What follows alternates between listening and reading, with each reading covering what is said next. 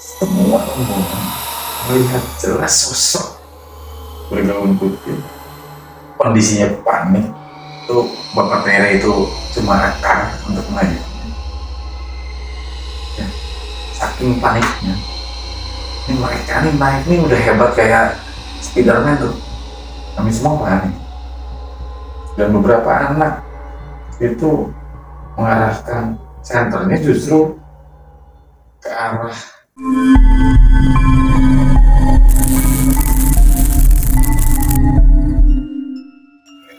Yo gengs, selamat datang di channel Ilat Scary, tempat nongkrongnya para pemburu cerita misteri paling epic. Di sini kita bakal kupas tuntas kisah-kisah seram, kejadian aneh, serta urban legend yang bisa bikin lo mikir 2 kali sebelum tidur. Jadi, siapin mental, matiin lampu, dan jangan lupa selalu waspada, karena siapa tahu lo yang jadi cerita selanjutnya.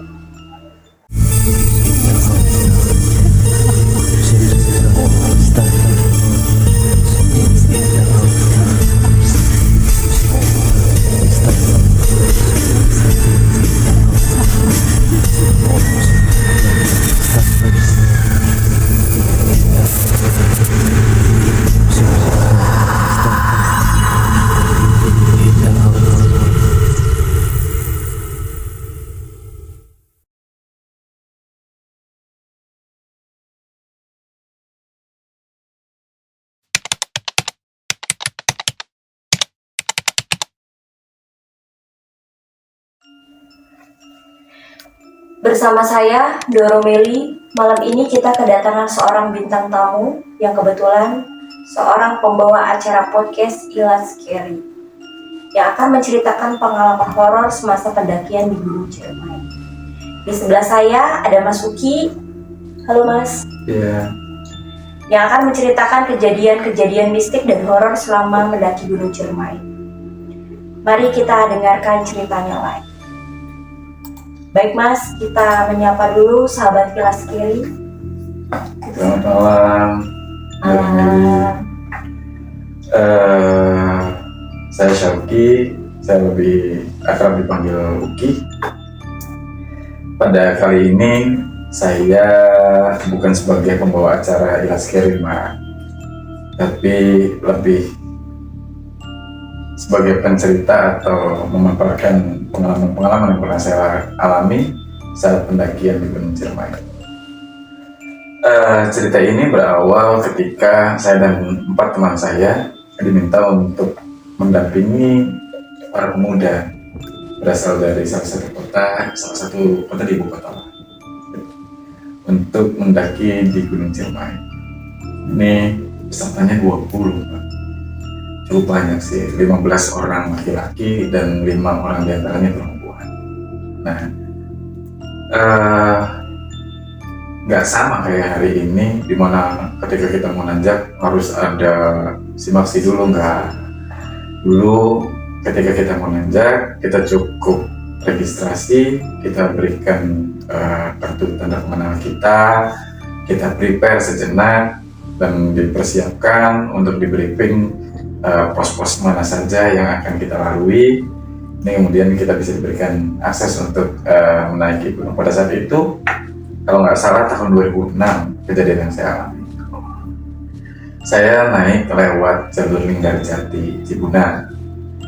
Nah, kita balik lagi nih Pak, cerita pada saat teman-teman itu sampai ke kampus tempat saya kuliah.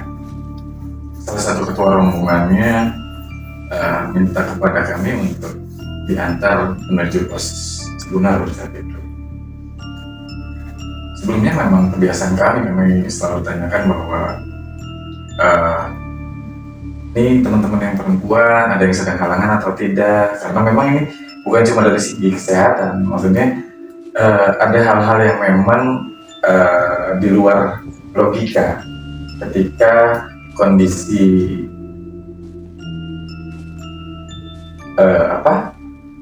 datang bulan ini dialami oleh peserta yang ingin melakukan pendakian di Gunung Ciremai. Kalau secara medis memang ketika datang bulan itu energi, tenaga, konsentrasi, emosi ini nggak stabil. Tapi bukan cuma hal itu, Mbak. Ada hal lain yang memang menjadi aturan yang semacam aturan yang tidak tertulis di setiap gunung, bahwa ketika teman-teman ingin mendaki gunung, diusahakan tidak dalam kondisi datang bulan. Pertama juga ya buat perempuan yang mau mendaki gunung, berarti pending dulu kalau pas lagi datang bulan. Ya, kalau secara kesehatan kan memang tidak baik ya, Mbak ya. Tapi ada hal-hal yang lain selain emosional yang meningkat dan yang lain-lain, ada hal-hal yang memang berpengaruh pada wilayah-wilayah tertentu. Nah, ketika kita sampai ke pos pendaftaran pada saat itu, Mas Pian sebagai ketua rombongan meminta kami untuk menunda perjalanan kami. Menurut Mas Pian pada saat itu udara yang memang cuaca yang terjadi sangat cepat berubah, sehingga dalam pertimbangan keamanan sarannya untuk menunda pendakian pada saat itu. Tapi namanya anak-anak sekolah ya, Mbak ya. Semangat-semangatnya. Betul sekali, lagi semangat-semangatnya. Ya, dengan bahasa kita udah prepare, kita sudah mempersiapkan dari mulai raincoat dan yang lain-lain sampai dengan ayolah, kita juga didesak waktu dan yang lain-lain biar lebih lama dalam kondisinya.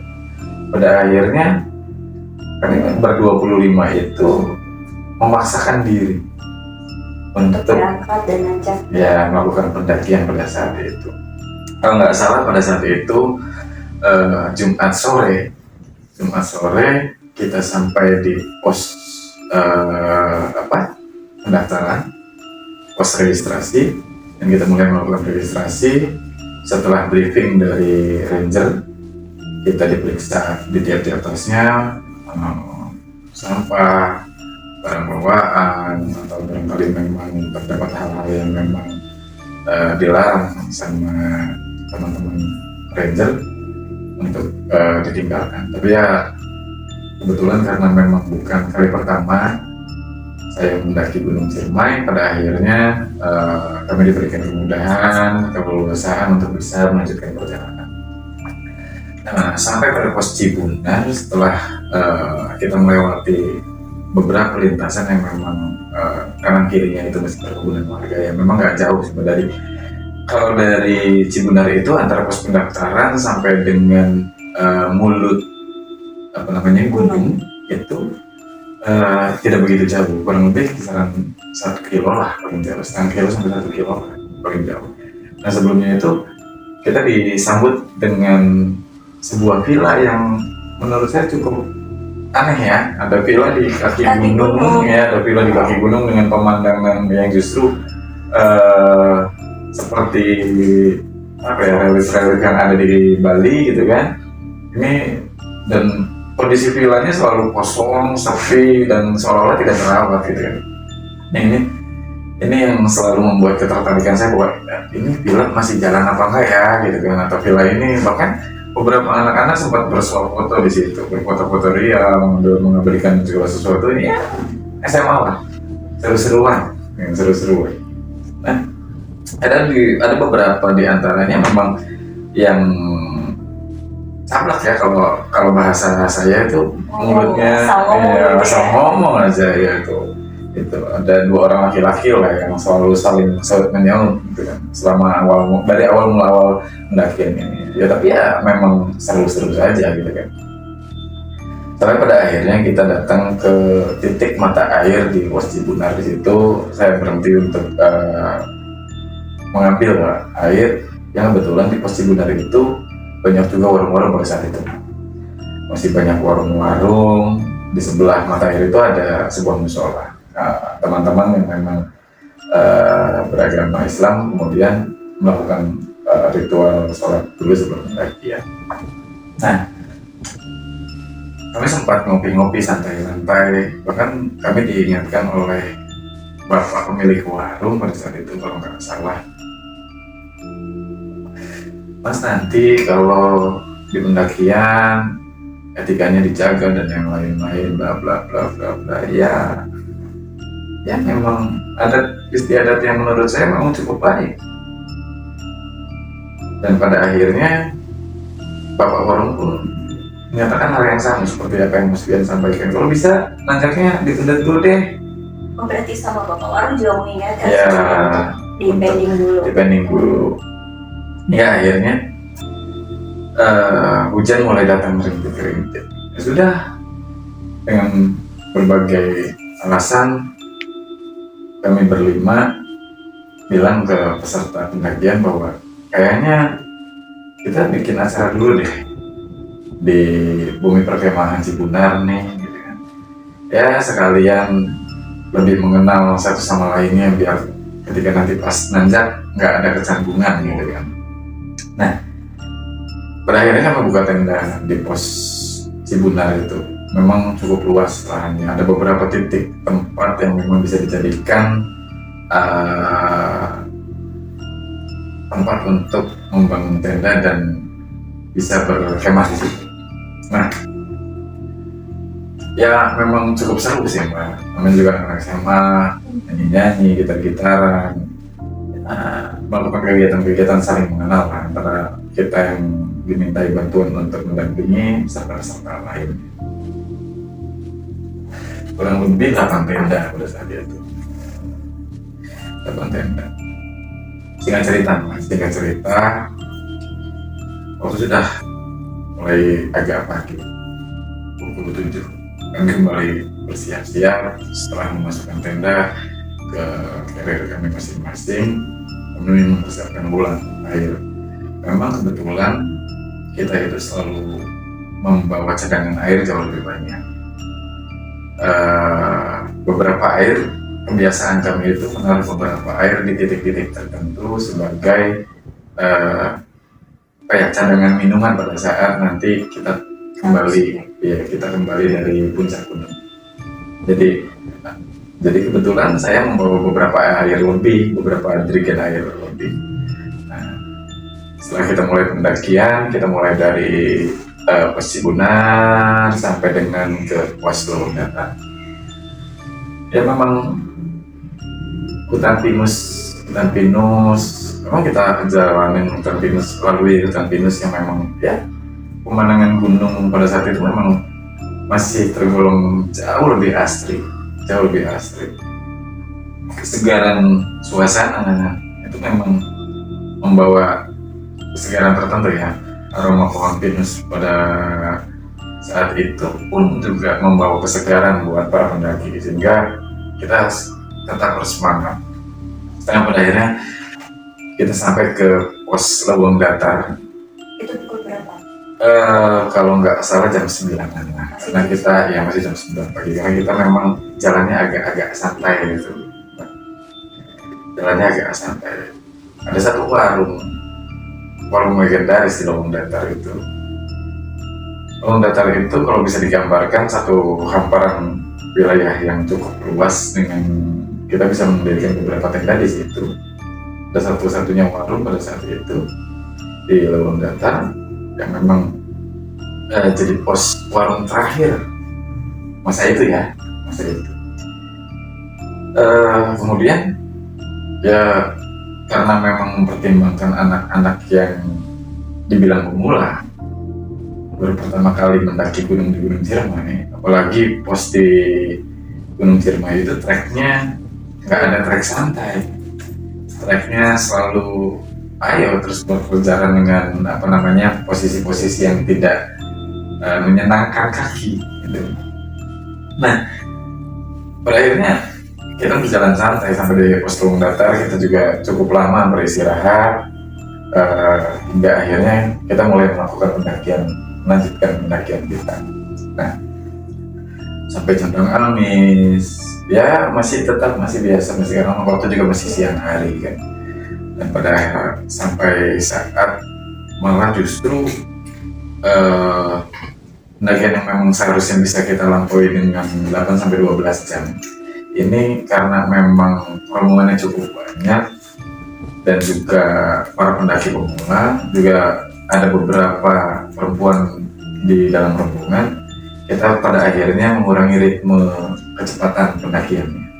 Nah, itu.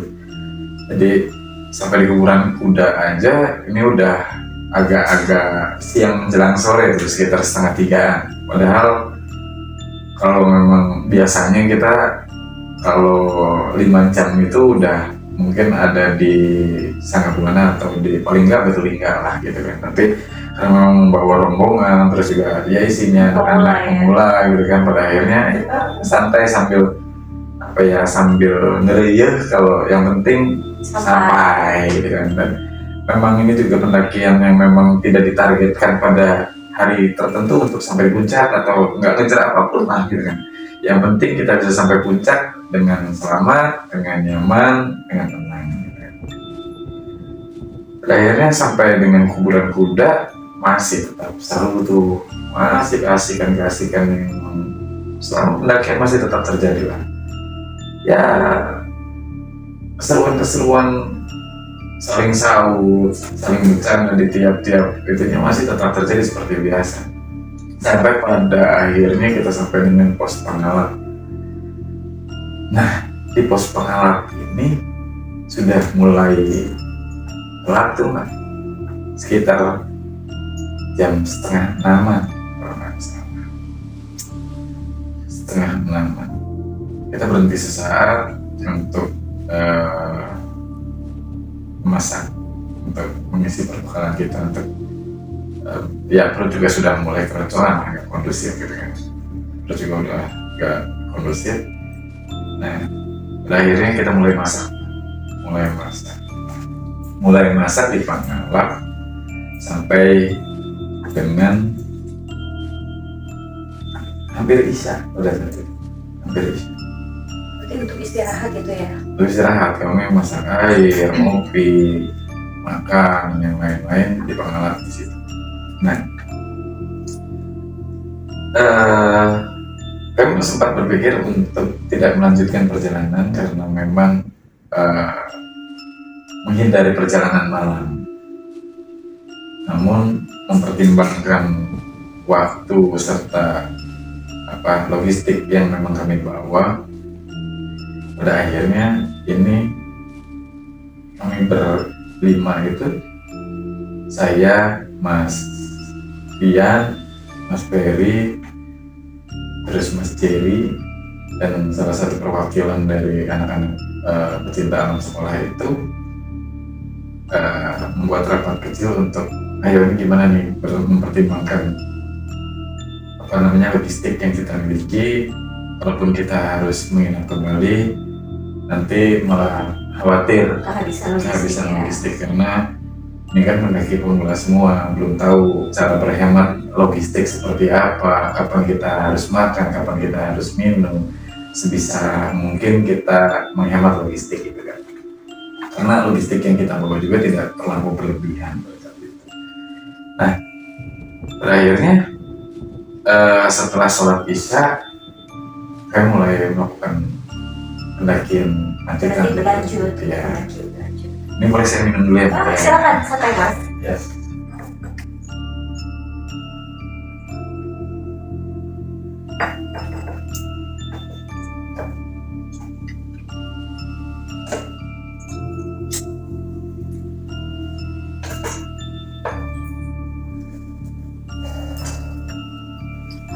Mempertimbangkan waktu juga, saya berharap bahwa kita bisa sampai puncak tidak terlalu lama. Dan ini juga yang bisa menjadikan alasan bagi kami kepada para pendaki pemula bahwa ayolah, kalau kita lanjutkan perjalanan kita bisa sampai di waktu subuh dan kita bisa menikmati terbitnya matahari di atas puncak. Nah, itu yang membuat semangat anak-anak kembali untuk melanjutkan perjalanan. Tapi ya balik lagi, keseruan-keseruan mereka ini yang pada akhirnya buat saya menjadi malapetaka pada hari itu. Karena sebagian anak-anak menurut saya bercandanya terlampau lah ya, keterlaluan lah ya. Kayak kata-kata yang kasar itu cukup mudah dilontarkan ya kata-kata yang kurang layak lah, mohon maaf, seperti menyebutkan binatang tertentu dan yang lain-lain. Aduh. Padahal itu sebelumnya sudah diberitahu ya. Iya, ini buat saya apa ya, saling jaga lah, saling jaga, saling menghormati. Walaupun memang apa ya Mbak, walaupun memang kita itu tidak pernah berbenturan dengan sesuatu, tapi itu tidak ada salahnya kan kita bisa menghormati sesuatu yang kita tidak ketahui juga. Ini nggak ada salahnya sama sekali. Tapi ya balik lagi, mungkin karena latar belakang mereka yang hidup di kota besar, tidak percaya akan hal-hal mistis dan hal-hal yang gaib, ini yang kemudian membuat mereka seenaknya saja mengucapkan kata-kata kasar dan yang lain-lain. Ini prestasi udah mulai gak enak. Pada saat itu mulai center yang kalian bawa itu memang cukup ada beberapa center, hampir ya banyak dari teman-teman juga membawa center. Cuma ada beberapa center kabut yang kita bawa. Ada 3 center kabut yang kita pakai, dipegang sama Mas Fian sebagai pimpinan rombongan. Terus di tengah ada Mas Dery, ada saya di sleeper di paling belakangnya, di paling belakang. Nah, fungsinya center kabut ini memang ya itu tadi, ketika kami berjalan dengan malam hari, kebetulan ada kabut ataupun memang terjadi kabut sewaktu-waktu, setidaknya kita masih punya sumber penerangan yang memang bisa menerangi track. Ya, bisa kelihatan, tracknya masih bisa kelihatan gitu. Singkat cerita,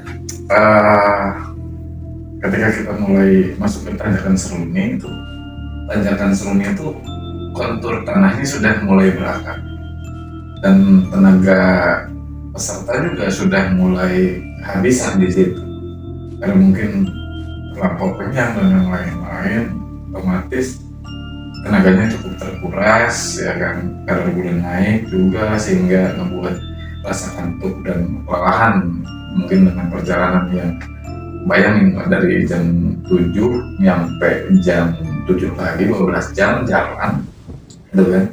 Karena mungkin mereka tidak terbiasa, pada akhirnya lelahnya begitu amat.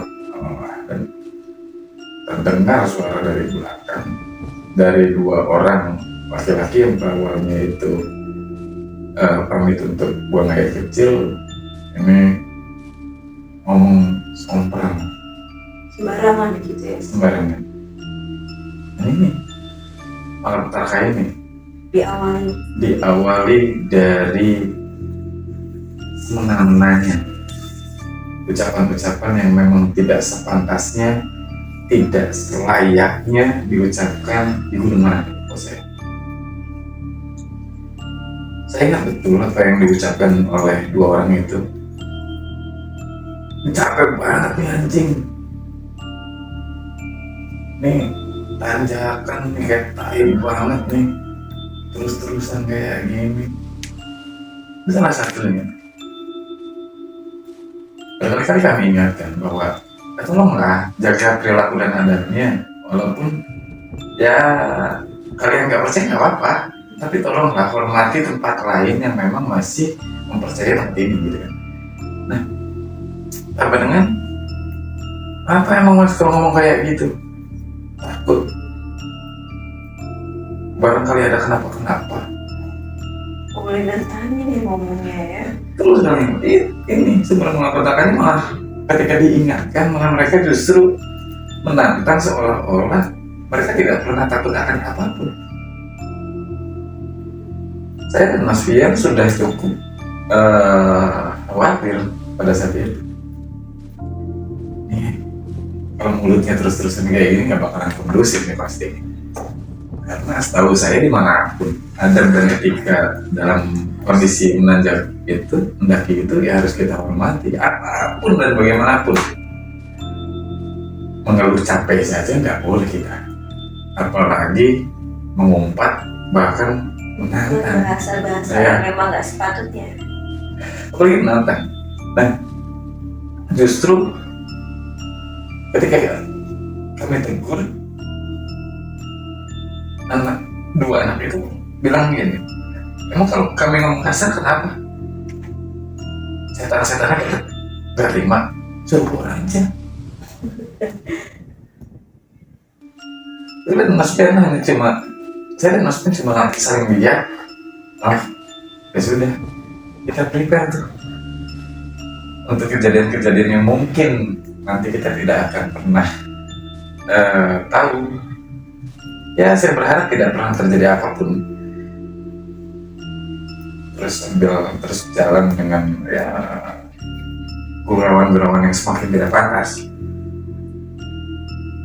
Akhirnya sampai pada satu titik,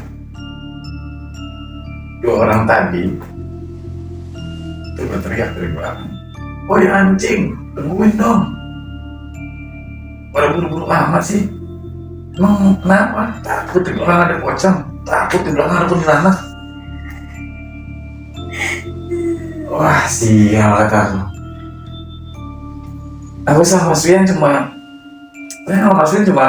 nggak bisa berkata apa-apa tuh, cuma saling ngelirik, ngasih kode, ngasih persiapan, panggil tuh ketua rombongan dari apa namanya anak-anak sekolah tadi.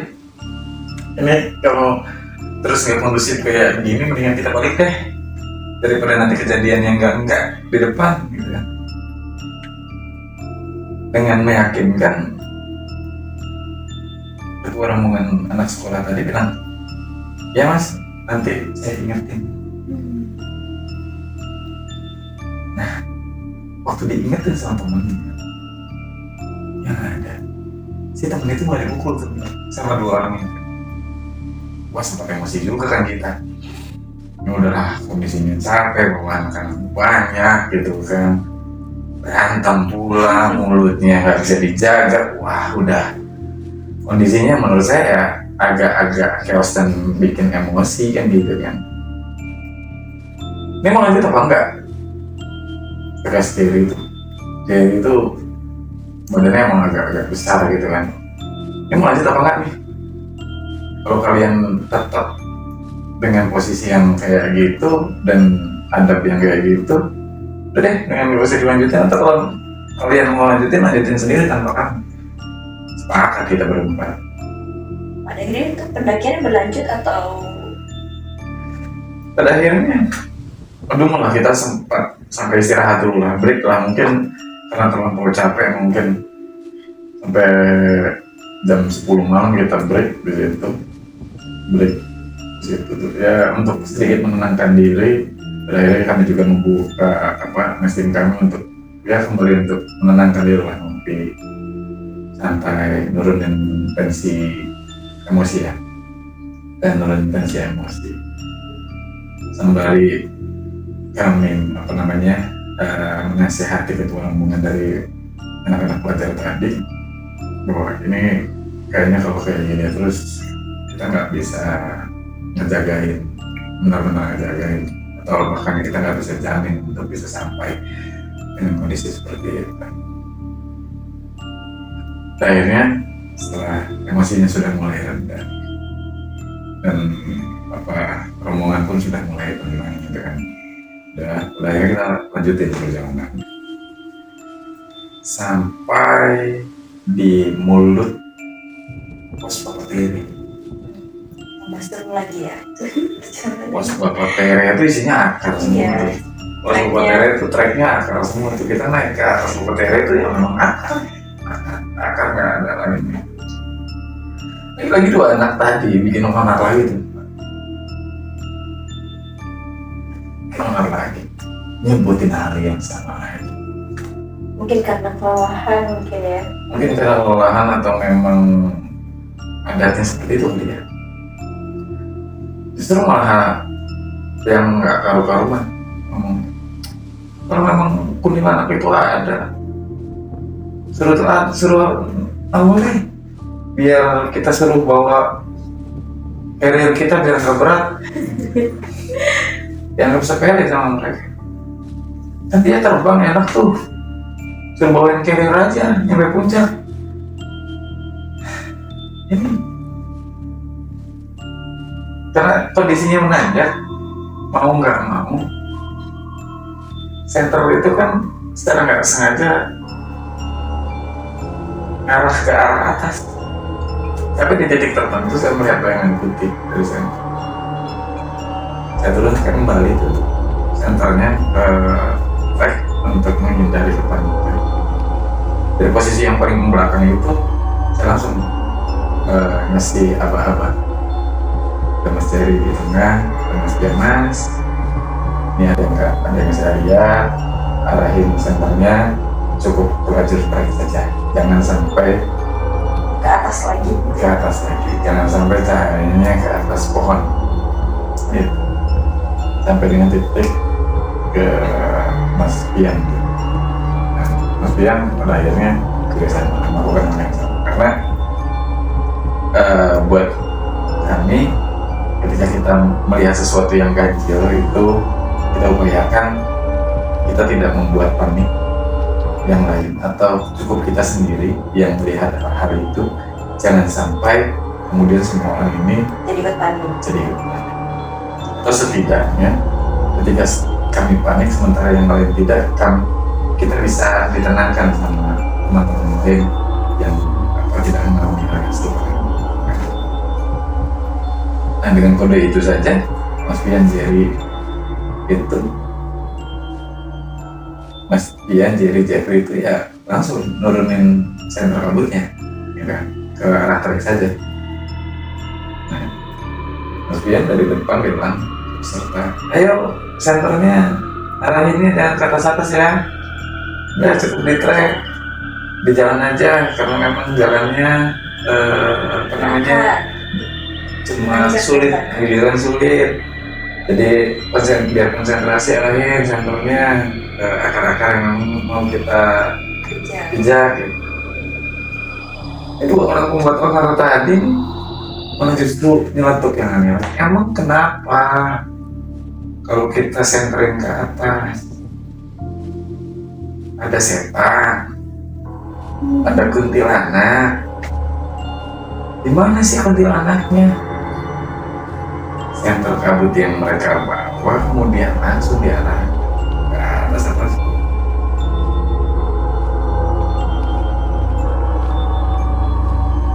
Sampai pada titik di mana senter itu Tepat seperti apa yang Mas lihat sebelumnya. ada sosok perempuan yang ada di atas pohon bergaun putih, umang, besar. Itu tampak jelas terarah senter kabut yang dua orang tadi bawa tadi. Terus pada akhirnya mereka berdua itu gimana? Begitu kami melihat senter itu diarahkan ke arah makhluk tersebut, cukup pasrah juga kami.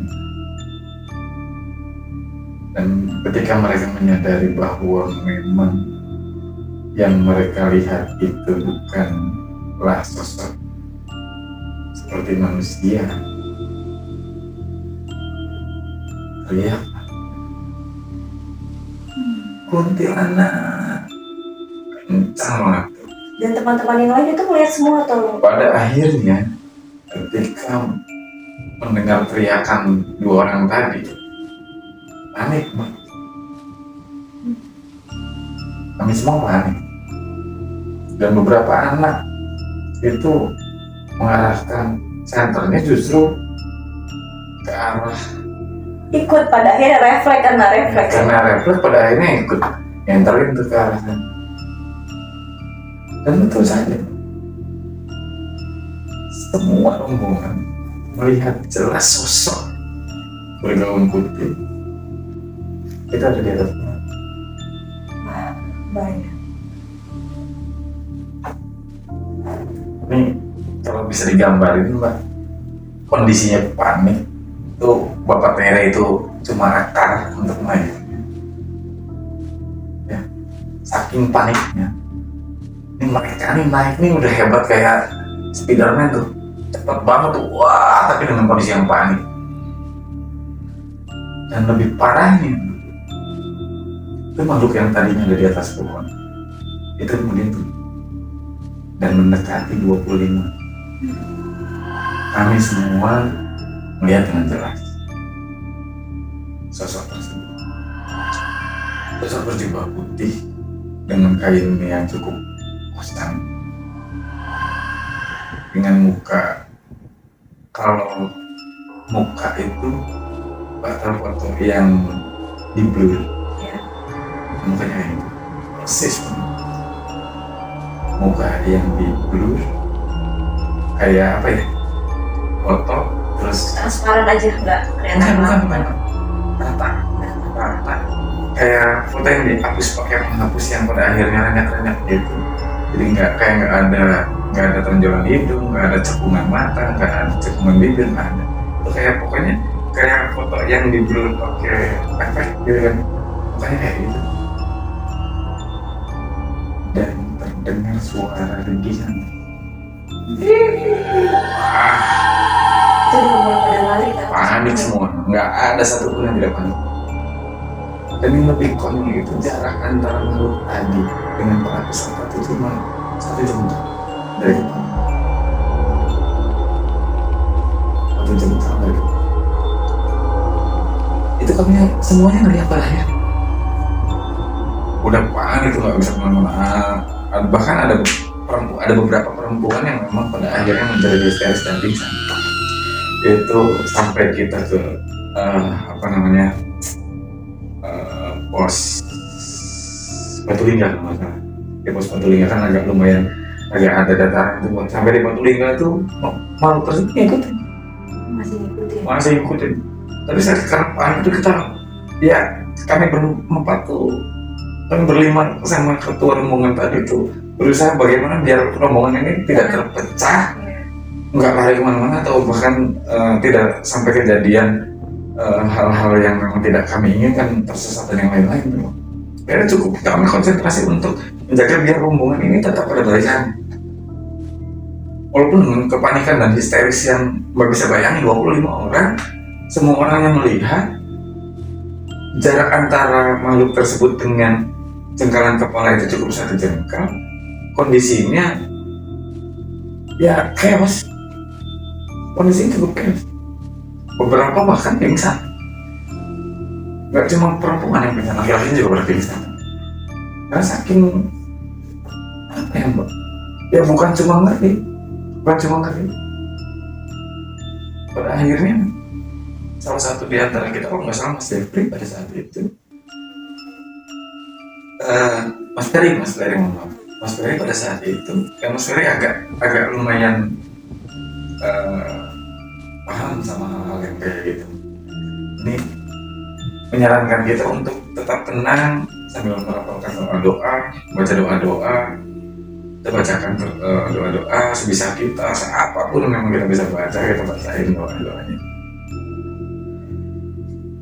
Gak ada yang gak gemetar, semuanya gemetar dan ketakutan, dan malu kita masih tetap berkeliling memutar di atas kita, walaupun tidak sedekat jarak di atas kepala tadi yang cuma sedekat.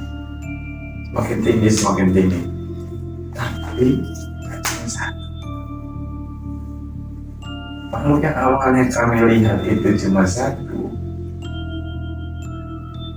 ini ternyata gak cuma satu. Ada beberapa makhluk yang sama yang terlihat dari balik-balik pohon seperti orang minta. Pada akhirnya ada sosok-sosok yang memang cuma terlihat seperti bola mata merah. Ini di pos Batulingga itu ya tempatnya kan memang cukup dikenal juga agak memiliki aura aura ritual ya di situ, karena memang ada salah satu situs peninggalan yang biasa dipakai oleh pendahulu kita sebagai tempat ritual di situ yang cukup disakralkan. Seolah-olah makhluk-makhluk itu memperhatikan kami di situ. Semuanya itu melihat semuanya. semuanya. Dan kita putuskan untuk berhenti di situ, membaca semua doa yang kita bisa, sampai menunggu sampai dengan pagi lah, karena saat kejadian itu masih sekitar jam 10 jam 11-an, jam 10-11, karena kondisi udah nggak apa, kita ya sembari mau membangunkan teman-teman yang memang tidak tersadarkan diri, tidak sadar diri ya, pingsan. Ini kami memutuskan untuk ayo terus menjaga kelompok biar tidak terpecah, sambil terus membaca doa. Nah, ini ada satu hal yang menarik yang sampai hari ini saya selalu terngiang.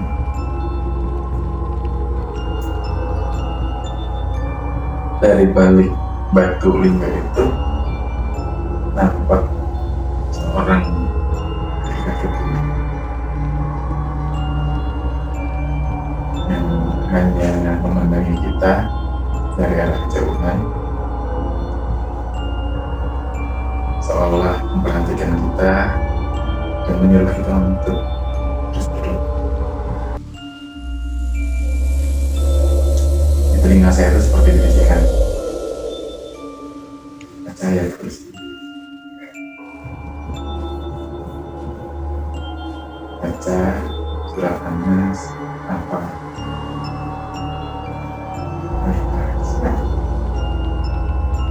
Itu. Dan akhirnya saya sampaikan apa yang saya dengar untuk dibacakan oleh semua. Apa sebuah teriakan dari arah atas, dari arah Sangga Buana itu terdengar teriak orang yang terdengar buru-buru lari. Dua orang pendaki turun dari arah Sangga Buana itu sambil berteriak kuntilanak. Berarti mereka juga melihat ya pendaki lainnya. Pada akhirnya kami berhentiin, Mbak, karena takut mereka itu jatuh, karena setelah batu lingga itu kan Bapak treknya itu kan terjal ya, Mbak. Pada akhirnya karena mereka turun lari, kami tarik, kami jatuhkan dua orang tadi, kita tenangkan, dan ternyata mereka juga mengalami gangguan yang sama seperti apa yang kita alami pada saat tadi. Mereka melihat sosok orang perempuan bergaun putih dengan rambut panjang serta mukanya itu seperti foto yang dulu itu dengan ringkihan itu. Mereka pun melihat hal yang sama, sehingga mereka berdua juga panik. Setelah kami berikan minum dan mulai tenang, kami berupaya untuk membangunkan beberapa orang yang tadinya pingsan. Perawatan ketiga pun dikeluarkan. Pada akhirnya kondisinya berbeda bangun, dan kita memutuskan untuk tidak melanjutkan perjalanan sampai ke 25 orang plus 2 orang pendaki yang turun terus akhirnya turun. Kita nggak melanjutin, kita nggak mau ambil resiko lebih lanjut. Tepat jam 2 jam 2 ini pada akhirnya memutuskan untuk turun. Selama perjalanan turun memang tidak pernah terlihat sosoknya lihat, cuma terdengar sayup suaranya atau bahkan sosok mata merah yang lihat di sisi kanan kiri gitu kan. Memang masih selalu mengintai, seperti seorang mengintai membuntuti kami. Hingga pada akhirnya kita sampai kembali itu Mbak, jam 5 pagi, setengah 6 pagi, karena kondisinya ketakutan. Jadi kami turun jauh lebih, ya bukan cuma cepat Mbak, kita turun agak terburu-buru, bahkan beberapa kali mengalami jatuh ya kan, dan luka-luka kecil ya, tapi nggak serius luka-luka. Nah ini kita memaksakan untuk pulang lebih cepat. Kalau nggak salah nyampe di pos Cidumar lagi itu jam setengah 8 atau jam 8 ya. Baru saya sampai di pos Cibunda. Kita langsung ke mata air. Kebetulan di mata air itu kan sebelahnya ada musola. Maksudnya untuk menenangkan hati di situ pada saat itu. Ada warung juga kan di sekitar musolanya. Lalu juga kita sampai, kita minum. Seorang bapak tua datang ngambilin kita, marah-marah. Siapa yang tadi mau bikin? Kami yang baru datang dulu, dengerin bapak-bapak tadi. Siapa yang tadi mau bikin? Kali-kali itu si bapak itu nanya. Sampai pada akhirnya anak-anaknya itu gimana? Anak-anak mukanya udah pucat semua kan, udah capek, ketakutan, panik, udah cuma diam aja, nggak ada namanya bercanda lagi kayak kemarin tuh, nggak ada tuh. Semuanya sudah dengan muka pucat pastinya semua. Saya dikasih tahu sama pemangku gunung, katanya kalian yang bikin ulah. Kalian nonton. Kalau udah kayak gini siapa kalian? Masih untung kalian bisa pulang.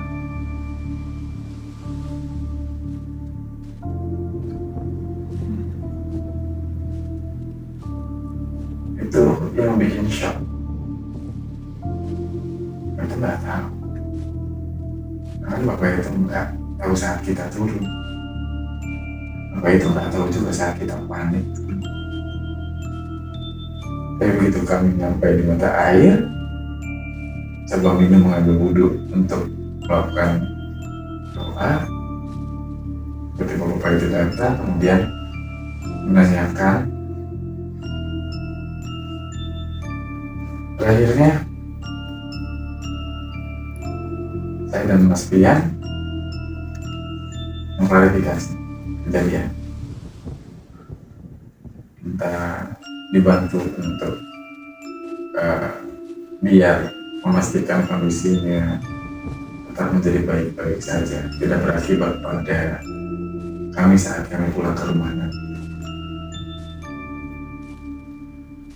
Kata bapak itu, ya kita lihat, kalau memang iya bisa dibantu kami, kalau enggak ya resiko masing-masing, karena kalian yang nantang, bukan mereka yang bikin ulah.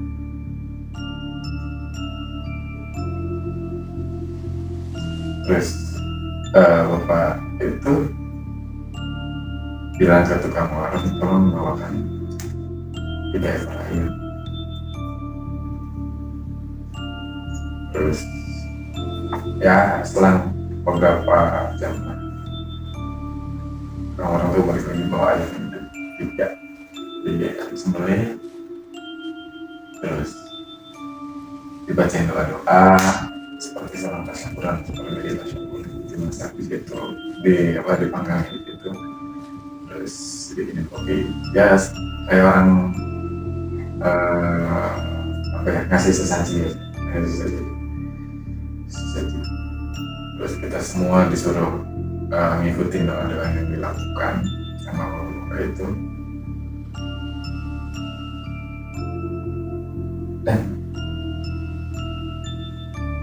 saya mesti melihat sosok kakek-kakek yang tadi saya lihat Batu di Lingga. Batu Lingga itu.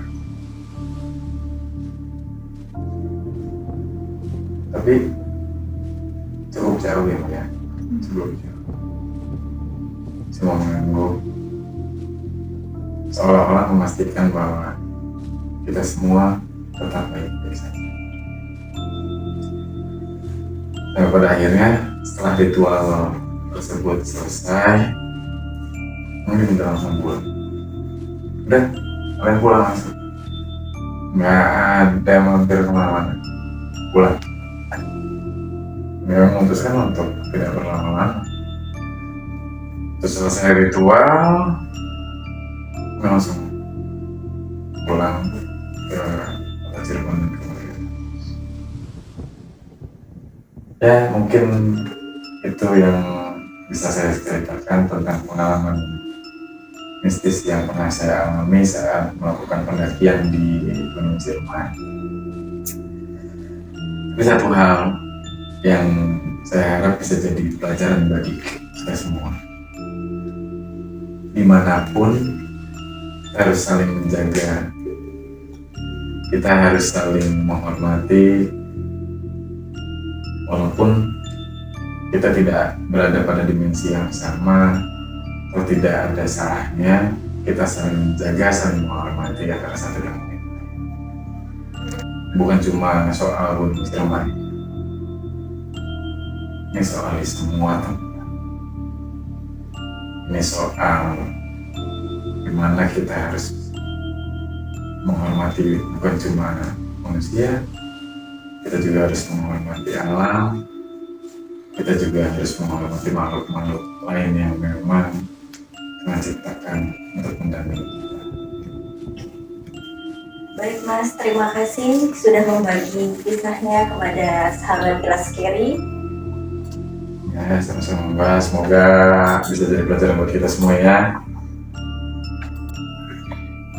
Terlepas nyata atau tidak, kita harus menghormati apapun yang Tuhan ciptakan, baik alam semesta atau makhluk lainnya yang tak kasat mata. Ini bukan soal gunung, ini bukan soal laut, ini bukan soal dimanapun, ini soal adab yang harus kita jaga. Sahabat Ilas Carry, apabila memiliki pengalaman serupa atau cerita horor lainnya, bisa datang ke atau mengirimkan cerita ke alamat email kami. Jangan sampai cerita ini kalian alami atau kalian yang akan jadi cerita selanjutnya.